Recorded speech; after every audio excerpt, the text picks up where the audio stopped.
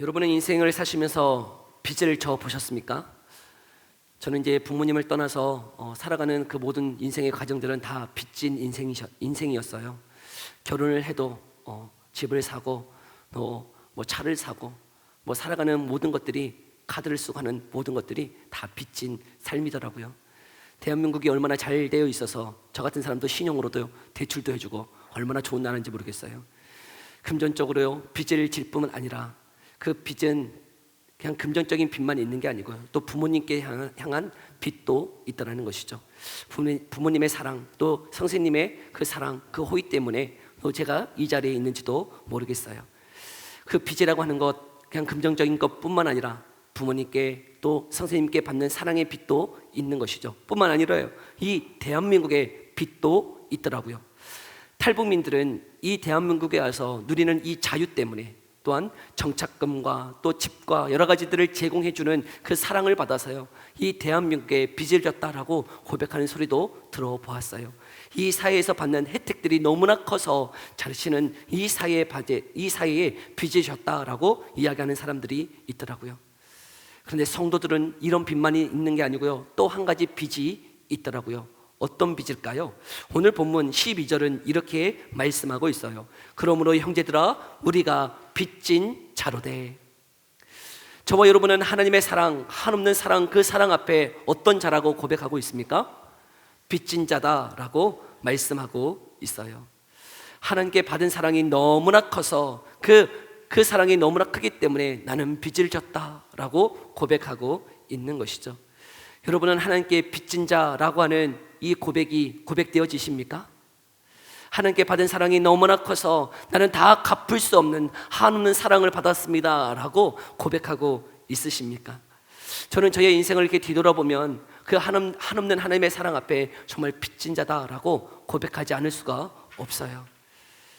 제 걸음걸음 모든 과정들이 다 하나님의 그 손길에 있었다 생각되어지기 때문입니다. 대학에 들어가고 또 군대를 가고, 군대에서 또 사랑하는 아내를 만나고, 그 아내를 만나 결혼하고, 또 목회의 길을 걸어가고, 그 목회의 길 가운데 또 유학 가고, 유학에서 돌아오고, 여기까지 오는 모든 과정들이요, 하나님의 선하신 손길이 아니었다면 결코 여기까지 올 수 없었던 그 걸음걸음, 사람이 그 걸음을 그 사람의 그 길을 계획할지라도 그 걸음을 인도하시는 분이 하나님이시라고 고백하고 있는데, 여러분의 삶도 마찬가지라고 생각되어져요. 아무리 우리가 계획해요, 꿈을 꿔요, 여러분 우리가 소망해요. 그런데 그 걸음을 인도하시는 분이 누구십니까? 하나님이신 줄 믿습니다. 그 하나님의 손길 앞에, 우리가 갚을 수 없는 그 사랑 앞에 나는 빚진 자다라고 우리도 고백할 수 있는 자 되어지기를 간절히 소망합니다. 그 빚진 자는 다르게 얘기하면 갚을 수 없는 은혜를 받았다라고 하는 고백 아닙니까? 한없는 사랑을 받았다는 고백일 것이에요. 그런 한없는 사랑을 받은 사람은 이 땅에서 어떻게 살아가는 것일까? 오늘 본문은 이렇게 이야기하고 있는데요, 다시 한번 읽어볼까요? 12절과 13절의 말씀이에요. 우리 12절 13절 말씀 함께 다시 한번 읽어봅시다. 시작.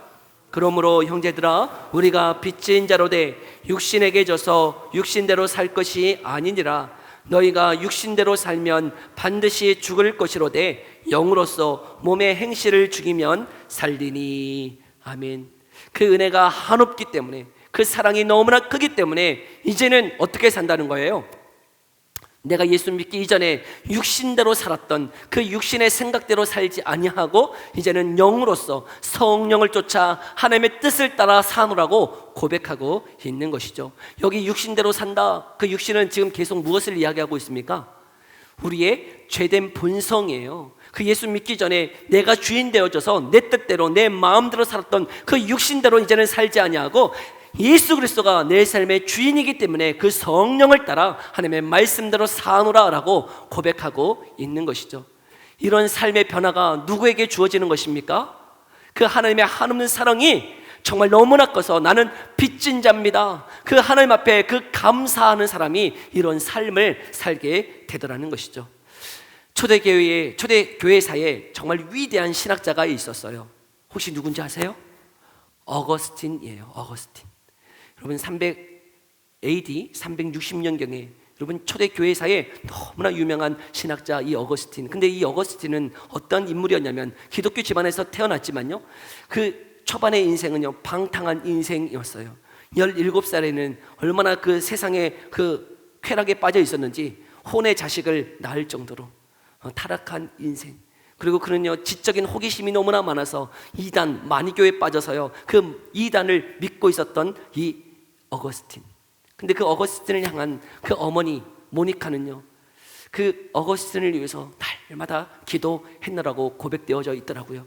어머니가요 이 어거스틴을 위해서 날마다 기도했어요. 그런데 어느 날 이 어거스틴이 하나님을 만난 것이죠. 예수 그리스도를 만났어요. 이 만난 이 어거스틴의 삶이 어땠을까요? 이후에 이 초대교회 이후에 중세와 종교개혁과 현대까지 이를 만큼 놀라운 신학 저서를 여러분이 어거스틴이 기록하게 됩니다.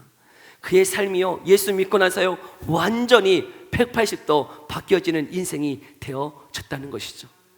그 한없는 주님의 사랑을 깨닫고요 그렇게 허랑방탕한 삶을 살았던 어거스틴이, 여러분 이단에 빠졌던 그 어거스틴이 예수님을 만나니 그 삶이 완전히 바뀌어졌다는 것이죠. 그런 삶은 예전에 초대교회 때만 있는 겁니까? 지금은 없는 것이에요? 아니에요. 제가 이제 대학 총신대를 갔기 때문에 이제 서울에서 교회를 찾아야 됐잖아요. 그래서 교회를 찾아서 한 교회를 갔는데요. 거기서 깜짝 놀란 한 인물을 만났어요. 제가 이 전주에 있을 때 저기 신흥고 다녔는데요. 신흥고에 제가 일하는 때 3학년이었던 종교 짱 형님이 거기에 그 교회에 계셨어요. 그 신흥고 짱 먹었던 형님이요 그 내시동 교회에 계시더라고요. 너무나 두려웠어요. 그 교회를 다녀야 될까 말아야 될까. 여러분 짱 형님이 거기에 계시는데 여러분 어떻게 합니까? 짱 먹었던 형님이 거기에 계시는데 다녀야 돼요 말아야 돼요? 너무나 무서웠어요. 근데요 몇 번 보니까요 이 형이 눈이 변했어요. 눈이 이전에 짱 먹었을 때 그 눈이 아니에요. 막 레이저를 쐈던 그 눈이 아니더라고요. 눈이 너무나 선하게 바뀌어있는 그 형님을 보게 됐어요. 그 형님이 왜 바뀌었을까? 저 형님이 왜 저렇게 변했을까? 가서 물어봤어요. 용기를 내어서 그 짱 형님께 가서 물어봤어요. 무슨 일이 있었습니까? 기영아, 내가 예수님을 만났다. 내가 예수님을 만나서 내 삶이 변화되어졌어. 그러면서요 그 이전의 삶을 회개하느라고 고백하더라고요. 그 이전의 모든 삶을 청산했다는 거예요. 그리고 그 형님이 신학교에 가고 지금 목사가 되었었어요. 여러분 이런 변화는 지금도 있어요. 예수님을 만나면요 인생은 변화되어져요. 이전에 어떻게 살았든 허랑방탕한 삶을 살았든 여러분 어떤 삶을 살았든 예수님을 만나면 이전에 그 육신의 생각을 다 버리고요 그 영을 따라서 몸의 행실을 죽이고 주님의 뜻을 따라 살아갈 수 있는 인생인 줄 믿습니다. 주님을 만나십시오. 그 예수님을 만나면 이 놀라운 은혜가 있더라는 것이에요. 성령께서 우리 가운데 오시면요 우리의 삶의 변화는 있습니다. 이 삶은 예전에 성경 속에만 초대교회 때만 이루어지는 게 아니고요 지금 이 현실 가운데 우리가 살아가는 오늘날에도 분명히 역사하고 있는 것이죠. 성령의 은혜는 우리의 생각과 우리의 마음을 바꿔 놓습니다. 그래서 그 생각의 변화가 우리의 인생을 바꿔 놓는 줄 믿습니다. 그런 변화가 저와 여러분의 삶 가운데도 있기를 간절히 소망합니다. 두 번째요, 여러분 그 성령은 오늘 본문 15절을 보니까 또 다른 영이라고 말씀하고 있네요. 우리 15절의 말씀을 다시 한번 읽어볼까요? 15절의 말씀 함께 읽어봅시다. 시작. 다시 무수하는 종의 영을 받지 아니하고 양자의 영을 받았으므로 우리가 아빠 아버지라고 부르짖느니라. 아멘. 오늘 보면 15절은 그 성령을 무슨 영이라고 말씀하고 있습니까? 양자의 영이라고 말씀하고 있어요. 입양의 영이에요. 입양의 영. 저와 여러분이 이전에는 세상에 속했던 죄와 사망의 종로로 따였던 자였는데 우리에게 무엇을 보내주셨다고요? 성령. 어떤 영? 양자의 영, 입양의 영, 그 영을 보내주셔서 저와 여러분들을 입양했다고요. 하나님의 자녀로 입양했어요. 그래서요 그 하나님 아버지를 우리 또한 뭐라고 부르게 하셨다고요? 아빠, 아버지라고 부르게 하셨노라고 말씀하고 있어요. 여러분, 하나님을 아빠, 아버지라고 불러보셨나요? 제가 이 설교 지금 금요철야 때도 한번 했기 때문에 아빠, 하나님을요 아빠라고 불러보지는 못했어요. 어디 보리장머리 없게 하나님을 아빠라고 부릅니까? 그러나 여러분, 이 아빠, 아버지라고 하는 이 말 속에는 하나님과 어떤 관계인 거예요? 친밀한 관계인 거예요. 정말 우리는 어린 아이와 같아서요, 어린 아이가 그 아빠, 아버지 그냥 뭐 조건 뭐 따지지 않냐고 그 하나님을 그냥 부르는 거죠. 그냥 아빠, 아버지라고요. 제 하림이가 한 6살 때쯤, 유치원을 다닐 때쯤 저기 한 빌라에 살고 있었어요. 근데 그 빌라는 1층 들어갈 때 자동문으로 되어 있어요. 자동문으로. 근데 이 하림이가 너무나 키가 작아서요, 나올 때는 그 하림이가 이렇게 해도 문이 안 열려. 너무 키가 작아가지고요, 막 이렇게 뛰어도 문이 안 열려요. 센서가 민감하지 않아가지고 이렇게 빌라 문이 안 열려요, 어린아이가, 하림이가. 근데 어느 날 이렇게 집을 가고 있는데요, 그 유치원에서 이렇게 왔나 봐요. 근데 집에 아무도 없었나 봐요. 집에 아무도 없었어. 근데 밑에서 하림이가 울면서 막 문 열라고 울면서 막 뛰고 있더라고요. 그거를 문을 못 열어가지고 제가 이렇게 가서 얼마나 불쌍해요. 가서 이렇게 문을 열어 아빠 하고 달려오는데요, 얼마나 불쌍하더니 얘가 땀 삐질삐질, 그 어린애 6살 애가 땀 삐질삐질 거리면서 그 문 열려고 뛰고 있는 그 하림, 얼마나 불쌍해. 근데 아빠를 보자마자 아빠 하는데요, 제가 눈물이 나요. 여러분, 우리에게 어떤 특권을 주셨냐면 하나님 아버지를 뭐라 부르게 하셨다고요? 아빠, 아버지. 근데 그 아빠 언제 부르는 거예요? 아빠를 언제 부를까요? 우리 아이들 아빠 많이 안 불러요. 다급할 때, 도움을 요청할 때, 용돈 달라고 할 때, 여러분 뭔가 필요할 때, 여러분 힘들 때 부르는 거 아닙니까? 엄마는 자주 부르지만요, 아빠는 부르는 게 쉽지 않아요. 돈이 필요하고 다급하고 도움을 요청하고 뭔가 힘이 들 때 아빠를 불러요. 그런데요, 오늘 본문을 제가 보면서 참 특이한 게 있었어요. 양자의 영을 받았으므로 우리가 아빠, 아버지라고 뭐라고 기록되어 있어요? 부르짖느니라. 아빠, 아버지라고 부르게 하셨느니라가 아니에요. 아빠, 아버지라고 양자의 영을 주셔서 아빠, 아버지라고 부르게 하셨다라고 하는 게 아니에요. 뭐 한다고요? 부르짖느니라. 울부짖는 거예요. 저는 이 말씀이 너무 이상했어요. 양자의 영을 주셔서 아빠, 아버지라고 뭐라고요? 부르짖게 하셨다는 거예요. 이해되세요? 단순히 아빠라고 부르게 하신 게 아니고 아빠라고 뭐 하게 하셨다고요? 부르짖게 하셨다는 것이죠. 이 말씀 속에 담겨져 있는 의미가 무엇일까요? 왜 부르짖게 하신 거예요? 왜 울부짖게 하신 거예요? 우리가 아빠라고 부를 때는 다 어떤 상황 가운데 있는 거예요? 힘들 때, 어려울 때, 곤란할 때, 도움을 요청할 때 아빠라고 부르게 하셨다는 것이죠. 우리에게 그런 특권을 주셨어요. 우리를 입양하시고 우리를 자녀 삼으시고, 여러분 하나님이 우리의 아버지 되어 주시는데 그 도움을 요청할 때, 내가 정말 막막할 때, 내가 힘들 때, 내가 곤란할 때, 정말 어려울 때 하나님을 뭐라고 부르게 하셨다고요? 아빠, 아버지라고 울부짖게 하셨다고요. 하나님을 부르면, 아빠 부르면 가만히 있어요? 자녀가 아빠 부르는데 가만히 있는 아빠 있나요? 다급하게 아빠 부르면 어떻게 돼요? 왜? 무슨 일이야? 라고 여러분 달려가지 않겠어요? 아빠를 부르는데 뭐 얌전하게 왜 그러니? 무슨 일이야? 왜 이렇게 목소리를 높여? 라고 이야기할 아빠가 있나요? 아니요. 그 자녀의 여러분 울부짖는 아빠라고 부를 때 달려가요. 여러분 주목해요. 그를 바라본다고요. 그런데 하나님이 어떻게 하신다고요? 아빠라고 부르면 하나님이 주목하시는 줄 믿습니다. 하나님이 바라보신다는 거예요. 그 울부짖음 앞에 하나님이 반응하시겠다는 것이죠. 그것이 우리에게 주신 놀라운 특권이에요. 우리를 입양하셔서 그냥 모른 척하지 아니하시고 뭐 낯설어 하지 아니하시고 기꺼이 아버지라 부를 때에 여러분 하나님은 주목하시고 그 기도에 응답하시겠다라고 말씀하고 있는 것이죠. 여러분 이 특권을 사용하시기를 간절히 소망합니다. 저는 아빠랑 너무나 어색해요. 어색해하지 마시고 여러분 하나님을 부르셔요. 하나님을 아버지라 아빠라 부르며 기도하며 나아갈 수 있는 저와 여러분 되기를 소망해요.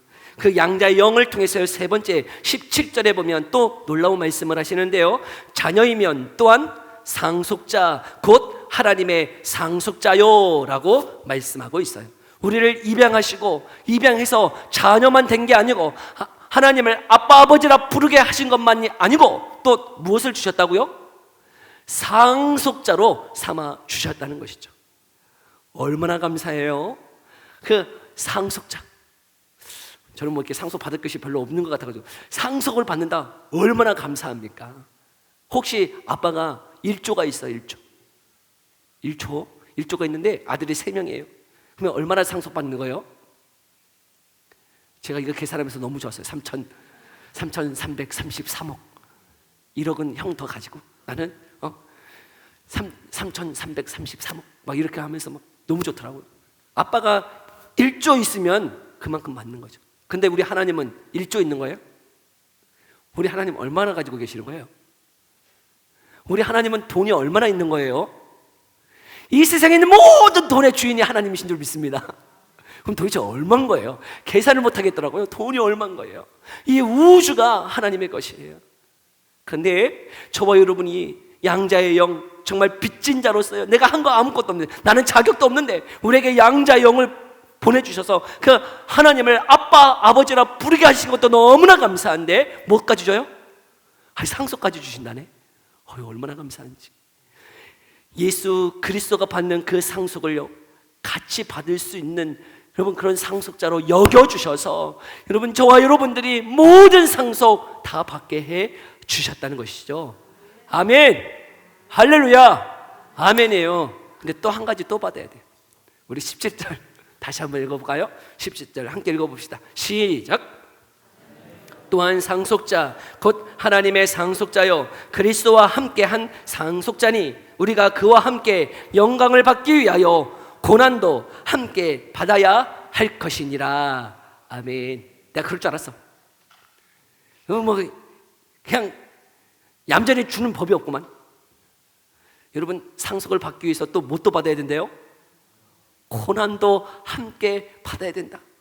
왜 그래 하나님? 하나님 그냥 주시지 그냥. 그냥 주시지 왜 이렇게 고난도 함께 받아야 된다라고 말씀하고 있는 것일까요? 이 말씀이 힘들게 해요 우리를. 근데 제가 한 1, 2년 전에 봤던 드라마가 있는데 재벌집 막내 아들인가요? 보셨어요? 삼성가를 이렇게 모티브로 해서 이병철 회장님 그 아들들 막 이렇게 해서 모티브로 그려진 것처럼 보여지는 드라마가 하나 있었어요.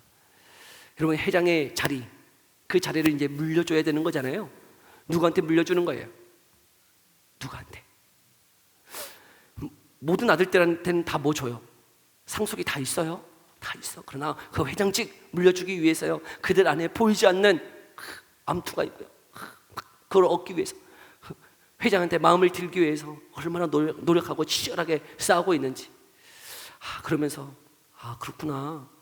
여러분 우리는 그런 거 잘 모르지만 그 높으신 분들은 그 안에서요 치열한 싸움을 하면서 그것을 얻기 위해서 무단히 애쓰고 노력하고 있어요. 그냥 자녀이니까 그냥 다 고스란히 다 받는다. 아니요. 여러분 노력하고 있는 거예요.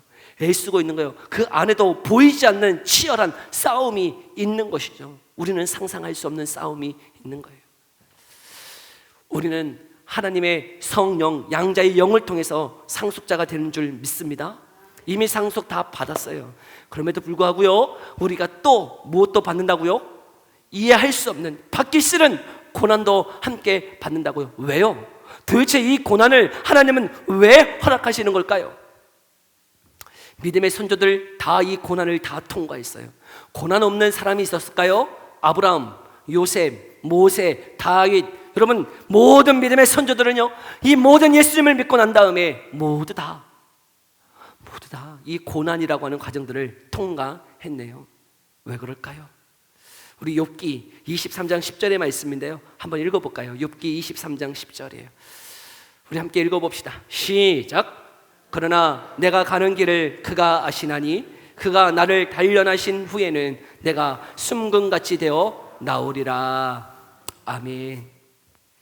내가 가는 길을 그가 아시나니 그가 나를 단련하신 후에는 내가 순금같이 정금같이 나오리라. 이 고난이 어떤 고난입니까? 우리를 단련하시는 과정인 거예요. 우리를 연단하시는 과정인 거예요. 하나님의 자녀 이미 되었지만 내 안에 있는 여전히 그 육신대로 살고자 하는 내 죄의 본성이 남아있는 이 본성들을 하나님은 다루어내고 계시더라는 것이죠. 내 안에 있는 죄의 본성들을 다 파괴시키고요, 하나님의 자녀다움을 회복하시는 과정으로 삼고 있다고요. 이 단련은요, 여러분 불순물을 제거하는 과정인 거예요. 내 안에 있는 죄된 모든 악한 것들을 뽑아내는 과정인 것이죠. 우리는 상속자인데, 그래서 장차 우리에게 좋게 비교할 수 없는 영광을 주실 터인데, 여러분 지금 잠시 잠깐 받는 이 고난, 이 어려움, 무슨 과정이라는 거예요? 우리를 연단해 가는 하나님의 그 상속, 장차 우리에게 주실 그 영광을 받게 될 그 자녀로서 아름답게 빚어가시는 과정이라고 말씀하고 있는 것이, 때로는 다 이해할 수 없어요. 때로는 다 납득도 되지 않아요. 내게 왜 이런 어려움이 올까? 왜 힘든 과정이 있을까? 다 이해할 수 없는데요, 지금 돌아보면 제가 그때 그 고난이 없었다면요, 저는 하나님 앞에 무릎 꿇지 않았을 것이에요. 저는 그때 그 고난이 없었다면요, 하나님의 그 말씀의 깊이를 알지 못했을 것이에요. 그 고난이 없었다면요, 정말 하나님의 사랑이 얼마나 큰지도 저는 깨닫지 못했을 것이에요. 그때 그 고난이 없었다면요, 저는 지금 이 자리에 있지도 못했을 것이에요. 여전히 제 욕심을 따라서요, 내 정욕을 따라서 살고자 하는 여러분 내 마음이기 때문에, 그런 마음 때문에요, 지금 이 자리에 없었는지도 모르겠어요. 하나님이요, 빚어가세요. 하나님이 만들어가세요. 근데 그 모든 과정은 저 목사님만 저렇게 하시는가 보다, 아니요, 하나님의 자녀인 저와 여러분 모두는 하나님이 이처럼 빚어가시는 줄 믿습니다. 다듬어 가세요. 하나님이여, 고난을 통해서, 내가 이해할 수 없는 그 고난이라고 하는 과정을 통해서 다듬어 가세요. 만져가세요. 그래서 하나님의 상속자로서 장차 우리가 비교할 수 없는 영광 주실 터인데, 그 영광 앞에 지금은 비교할 수 없는 고난이라고 하는 게 있지만, 그거 바라보면서 또 그 하나님이 우리의 아빠, 아버지 되어주심으로 그 고난을 이기게 하시고 울부짖게 하시고 부르짖게 하셔서 그 과정들을 하나님과 함께 넉넉히 이기게 하셔서 저와 여러분들을 하나님의 자녀답게 세워가시는 줄 믿습니다. 그 성령 하나님과 함께 이 길을 넉넉히 이기며 걸어가기를 간절히 소망합니다. 주님 홀로 두지 아니하세요. 너 혼자 가라 내버려 주심이 아니에요. 양자의 영으로서 성령이 우리와 함께 하세요. 우리가 그 불 가운데를 걸어갈 때도요, 우리 하나님 함께 하시는 줄 믿습니다. 물 가운데를 걸어갈 때도 하나님이 함께 하시는 줄 믿습니다. 그 하나님 아버지 의지하시면서 그 길을 걸어가세요. 그 고난의 길을 내가 다 이해할 수 없지만 걸어가세요. 그때요, 그 하나님이 얼마나 크신 분이신지, 그 한없는 사랑이 무엇인지 다 통과하고 난다면 그때야 비로소 깨달아지는 것이죠. 여러분 그 사랑 앞에 우리가 빚진 자로서 그 주님을 감사하고 그 감사 앞에 온전히 우리의 삶을 드리며 걸어갈 수 있는 삶 되어지기를 간절히 소망합니다. 기도합시다. 우리 이 시간에 들은 말씀 생각하면서 우리 함께 기도했으면 좋겠어요. 하나님, 그 하나님의 한없는 사랑 앞에 우리는 빚진 자임에도 불구하고 여전히 내 육신의 뜻대로 살아가고 있지는 않습니까?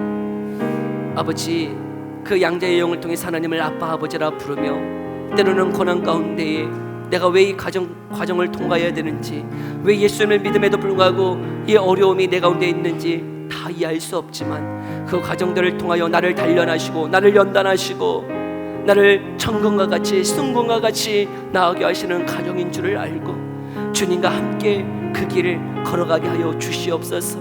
넉넉히 이기게 하여 주시옵소서. 우리 이 기도 제목 가지고요, 우리 함께 기도하며 나아갑시다. 기도하겠습니다. 살아계신 하나님 감사합니다.